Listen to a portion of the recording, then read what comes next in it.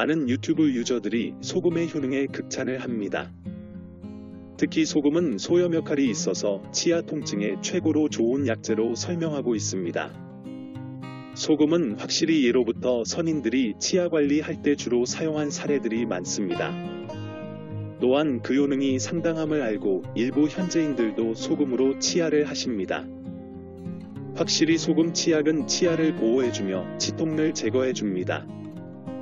그런데 소금의 효능의 치통은 치아할 때는 당시에 효과가 있는데 소금 치약을 중단하면 바로 치통이 재발합니다.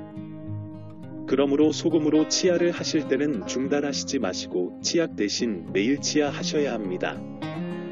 그러면 여러분은 치아 때문에 치과에 가실 필요는 없을 것입니다. 오늘 이 시간에는 치통뿐만 아니라 소금에는 없는 효과, 흔들리는 치아도 잡아주는 특별한 효능이 있는 친구를 소개할까 합니다. 치과에서는 만성 염증이나 흔들리는 치아는 절대로 불가능한 치료입니다. 그러니 일단 빼자고 하는 것이 치과에서는 진리이죠. 우리는 그것이 진리가 아니라 능력 부족으로 인한 어리석음이라고 부릅니다. 오미자는 한반도 원산지의 과일로서 주로 가을에 열리는 작은 붉은 열매를 가리킵니다. 이 열매는 주로 한약재로 사용되며 그 외에도 음료, 잼, 과실주 등으로 활용될 수 있습니다. 오미자는 풍부한 비타민C와 다양한 항산화 물질을 함유하고 있어 건강에 좋다고 알려져 있습니다. 한약재로 사용되는 오미자는 주로 오미자 열매뿐만 아니라 오미자 잎, 줄기, 뿌리 등도 활용될 수 있습니다. 오미자는 기운을 낸다는 특징이 있어 피로 회복이나 스트레스 완화에 도움을 줄 수 있다고 전해집니다. 잎이 뾰족하고 길며 가장자리에 이빨 자국이 있는 나무가 있는데 이 나무는 학명을 연피목이라고 하며 가지에 종종 응어리가 모여 있는 것이 독특하며 이러한 응어리는 모양은 좋아 보이지 않지만 한의학에서 보는 좋은 약으로 오배자라는 친구가 있습니다. 오배자와 오미자가 한 글자 차이밖에 안 나서 헷갈리는 분들이 많은데 사실 오배자와 오미자는 생김새도 전혀 닮지 않았을 뿐만 아니라 효능까지 차이가 많이 납니다. 오미자는 붉은색으로 나무에 매달려 작은 체리처럼 생겼는데 비해 오배자는 크기가 좀 크고 생김새가 이상합니다. 이 시지는 본초 강목에서 오배자는 백충창으로 벌레집을 의미하므로 오배자는 채취 후 뜨거운 물에 30분 정도 데친 후 건져 햇볕에 말려야 약에 쓸 수 있습니다. 라고 하였습니다. 효능에 대해 말하자면 오미자는 오장의 기운을 보충할 수 있고 호박자라는 옛문헌에서는 화인왕공이라는 사람이 16년 동안 오미자를 복용했더니 얼굴이 옷같이 생겼다고 기록되어 있습니다. 또한 오미자는 기침, 천식, 땀, 설사, 유정 및 건조를 멈추는 6가지 특별한 효과도 있습니다. 그러면 오늘의 주인공 오배자는 어떤 작용을 합니까? 오배자의 역할 또한 6가지의 특별한 효능이 있습니다. 첫째, 기침을 멎게 합니다. 오배자는 폐기를 수렴하고 폐허와 기침을 치료할 수 있습니다. 둘째, 종기를 멎게 합니다. 몸에 아주 작은 상처가 있는데 예를 들어 구강궤양의 경우 오배자로 물을 끓여 입안을 헹구거나 가루로 만든 후 상처 부위에 바르면 상처가 빨리 아물게 됩니다. 본초연회에서도 오배자가 구내염을 치료하는 특별한 효능에 대해 자세히 설명하고 있습니다. 셋째, 땀을 멎게 합니다.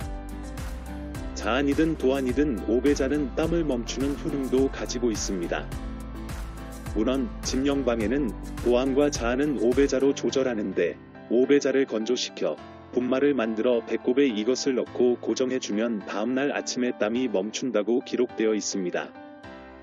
넷째, 지혈입니다. 예로부터 오배자는 한의학에서 지혈에 좋은 약이었습니다.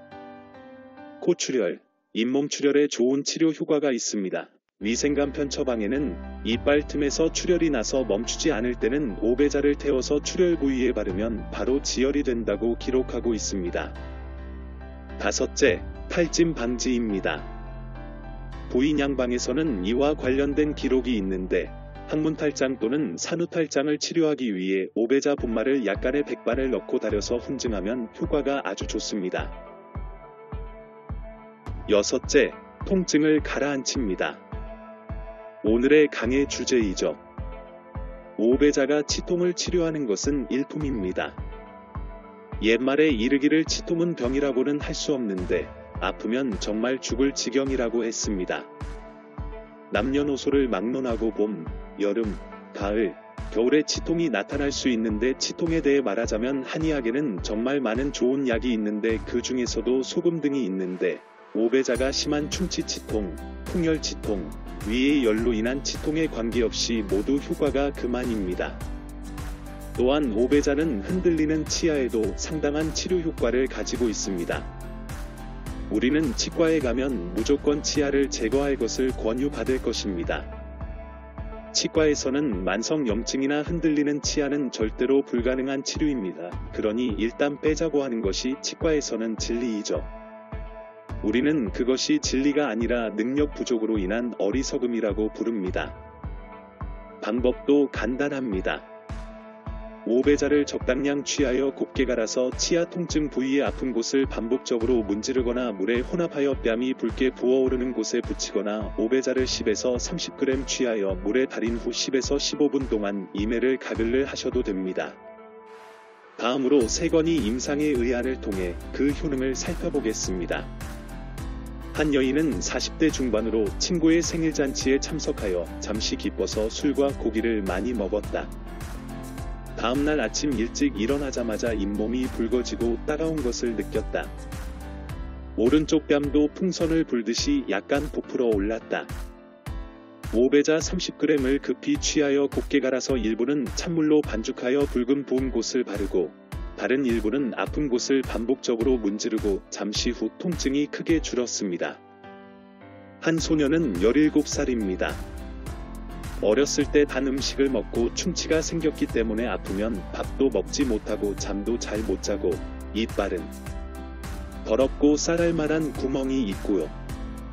오배자 10g을 취하여 물을 달여서 한 모금 마시고 삼키지 않고 약효가 천천히 충분히 치아에 작용하도록 하고 있다가 뱉어내고 이렇게 3번 연속해보니 통증이 얼마 지나지 않아 멈추었습니다.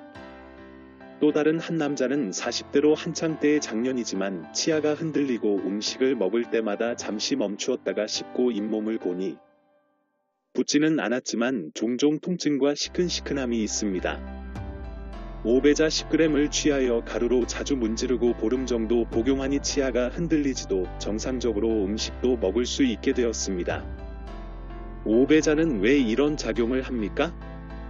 오배자는 백충의 보금자리이며 자연이 정성껏 설계한 벌레의 집이기 때문에 피난처로 사용할 수 있는 것은 반드시 난공불락이며 오배자는 단단한 껍질이 있을 뿐만 아니라 나뭇가지에 단단히 달라붙을 수 있으며 아무리 흔들어도 떨어지지 않고 오배자는 시큼한 맛이 나며 한의학에서는 오배자가 떫은 맛을 내는 능력이 매우 강하여 치아를 잇몸살에 단단히 고정시킬 수 있다고 생각합니다. 그러나 이런 생각은 오배자는 치료의 기준이 될 뿐이지 필연적 요소인 치아가 잘 자라는지 아닌지는 근본적으로는 신장과 관련이 있으며 신장이 약하면 치아가 흔들리기 쉬우므로 신장을 보호하는 약을 복용하는 것이 치료의 기본입니다. 이 근본의 신장을 보호하는 기능을 같이 가지고 있는 것이 바로 오배자의 장점입니다. 하지만 어쨌든 이 작은 친구 오배자는 치아에 친한 친구라고 얕보지는 마세요.